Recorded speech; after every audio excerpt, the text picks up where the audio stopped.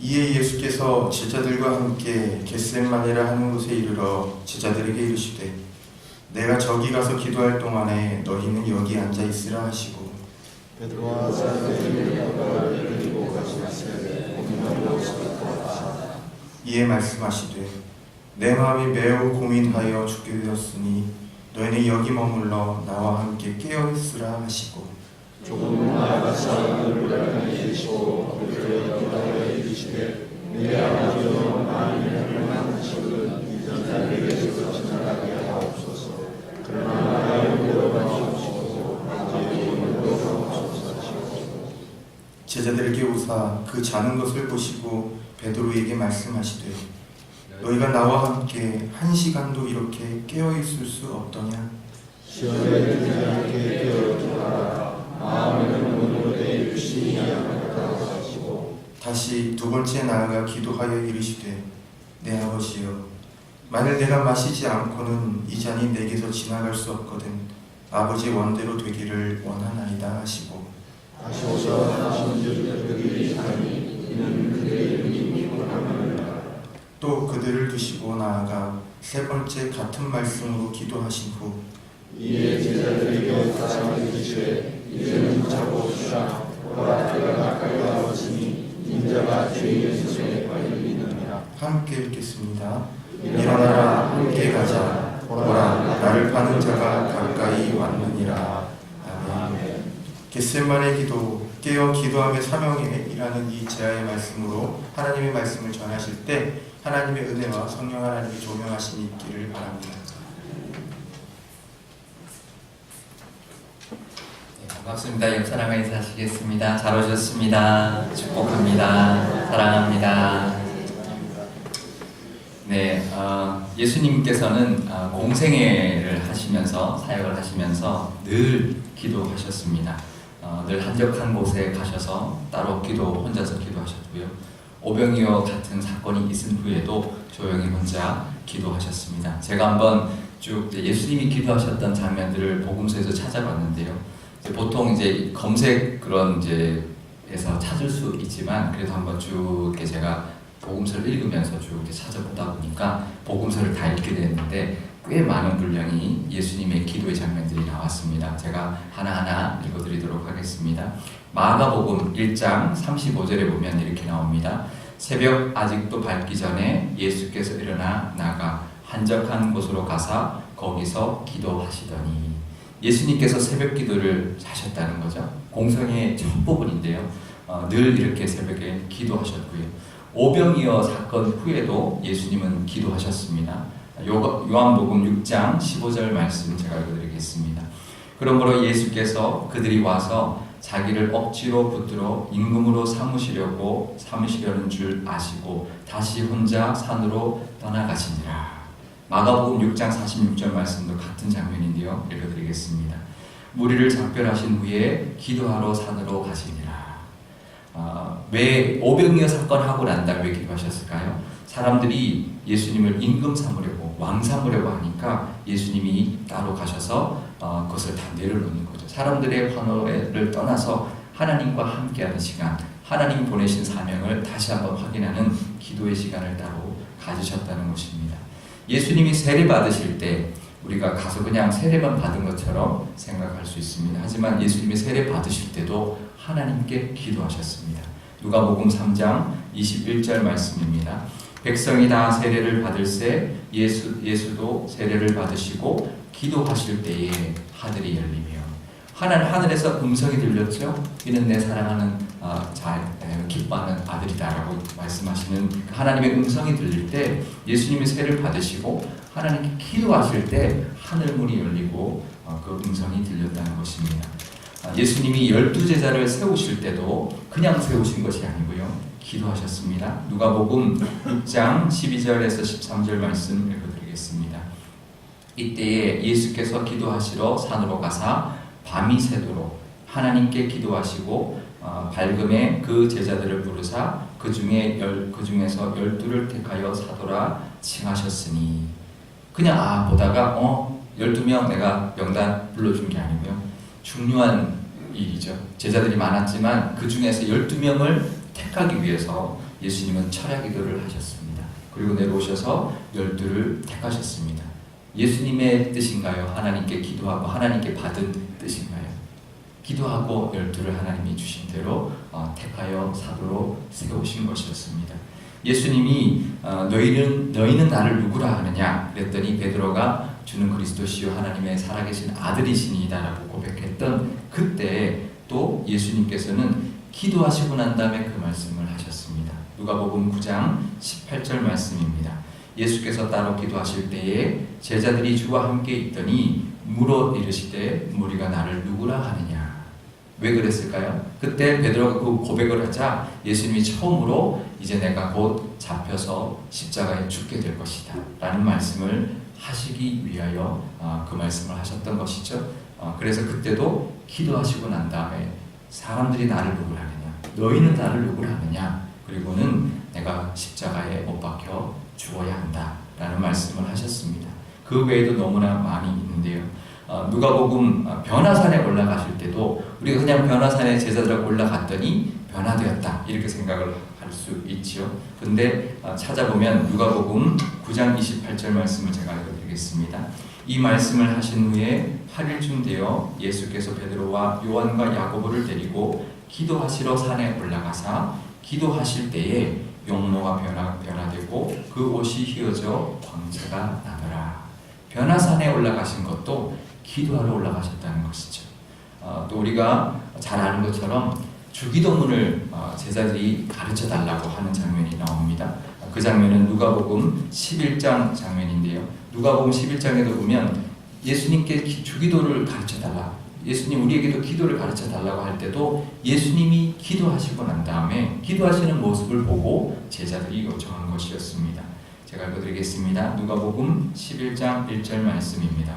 예수께서 한 곳에서 기도하시고 마치심에 제자 중 하나가 여짜오되 주여 요한이 자기 제자들에게 기도를 가르친 것과 같이 우리에게도 가르쳐 주옵소서. 그래서 예수님이 주기도문을 가르쳐 주셨던 것입니다. 또 요한복음에 보면은요, 나사로를 살릴 때 나사로야 나오너라 할 때 그냥 나사로라 나오너라 하지 않았습니다. 하나님께 감사 기도를 드리고 하나님 감사합니다. 하나님께 감사 기도를 드리고 난 다음에 나사로야 나오너라 라고 하심으로 나사로가 살아났던 것입니다. 그리고 예수님께서 기도하신 장면이 요한복음 17장에 보면 한 장 전체가 예수님의 기도문으로 나와 있습니다. 예수님이 이렇게 기도를 하셨습니다. 이 땅에 오셔서 참으로 많은 기도를 하셨고요. 또 예수님께서 우리 기도하신 그 모습이 그 예수님이 마지막 6월절 만찬을 하시고 곧 잡혀서 십자가에 죽기 전에도 겟세마네 동산에 가셔서 기도하셨다라고 오늘 본문을 말해주고 있는데 누가복음 22장에 보면 그 장면이 똑같이 나오는데요. 습관을 따라 기도하러 가셨다라고 기록되어 있습니다. 제가 읽어드리겠습니다. 누가복음 22장 39절 말씀입니다.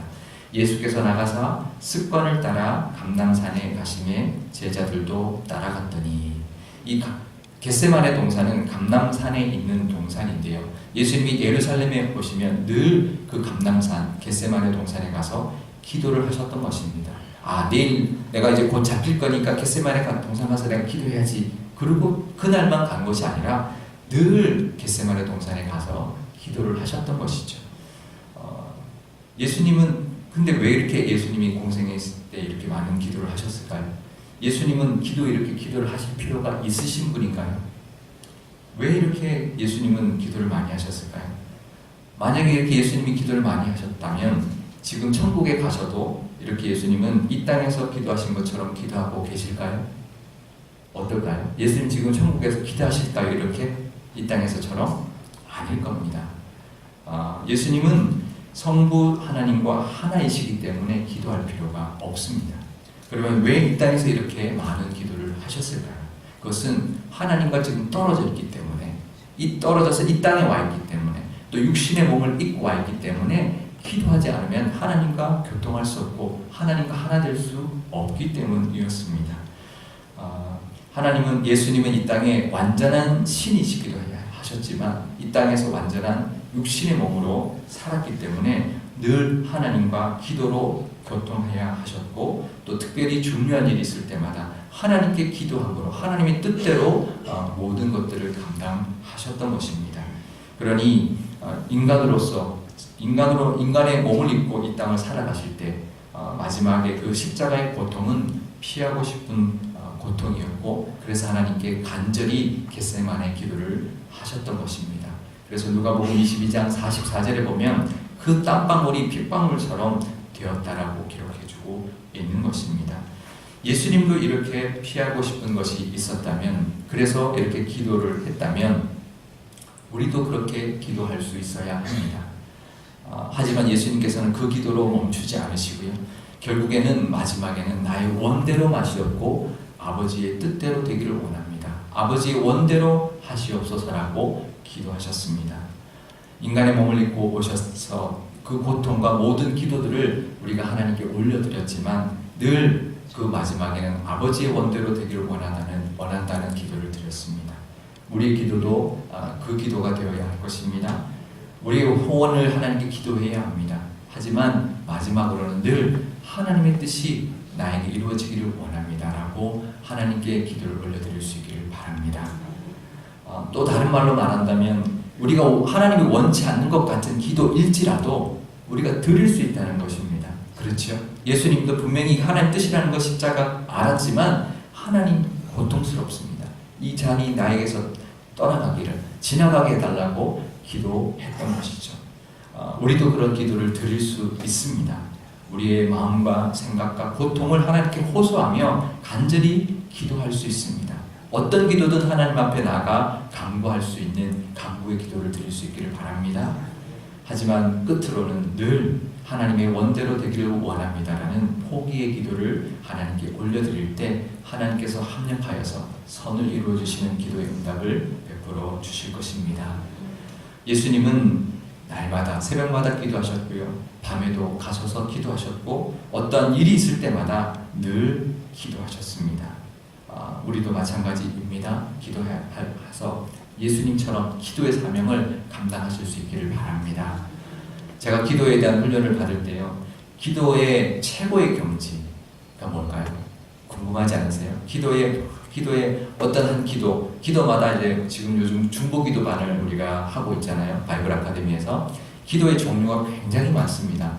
리차드 포스터가 쓴 기도라는 책에 보면 21가지가 되는 20가지가 넘는 기도의 종류가 있습니다.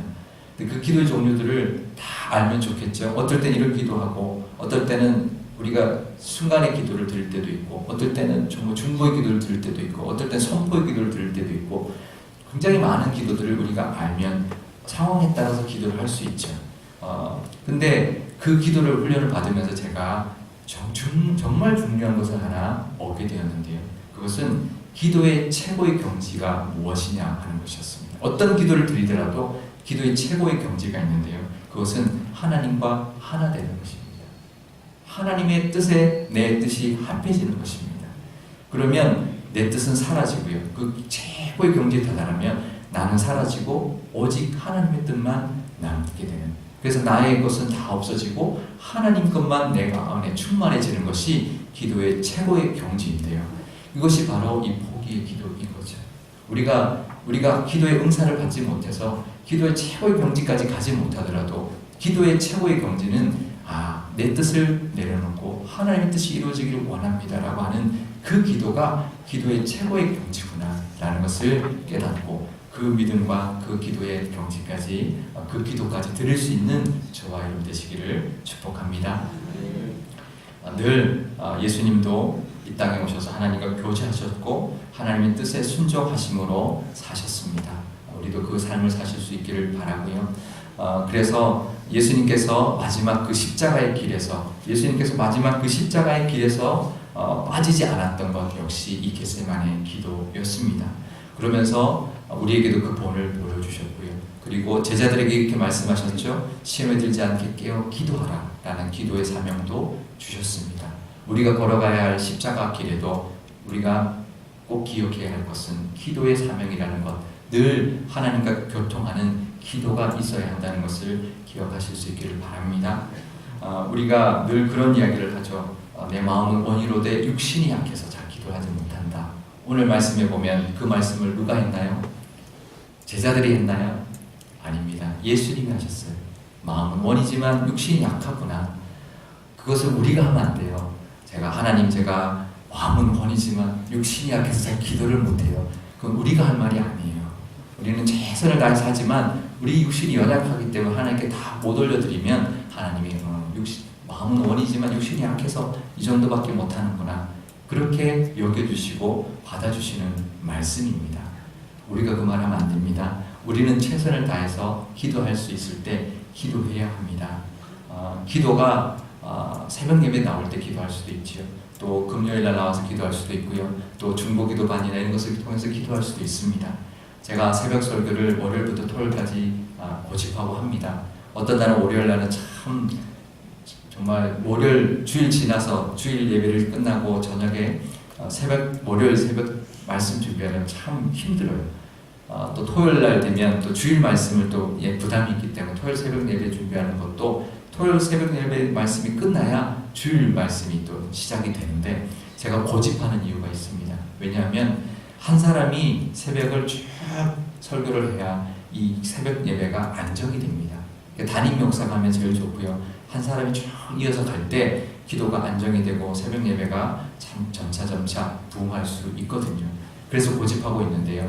제가 담임을 오면서 고민했던 것과 기도했던 것이 하나 있었습니다. 새벽 예배 못 나오시는 분들 있잖아요. 출근해야 되고 아니면 거리가 있어서 못 나오시는 분들에게 참 우리가 이 말씀을 이렇게 이걸 촬영해서 이렇게 어떤 앱이나 이런 걸 통해서 볼 수 있으면 좋겠다는 생각을 했거든요.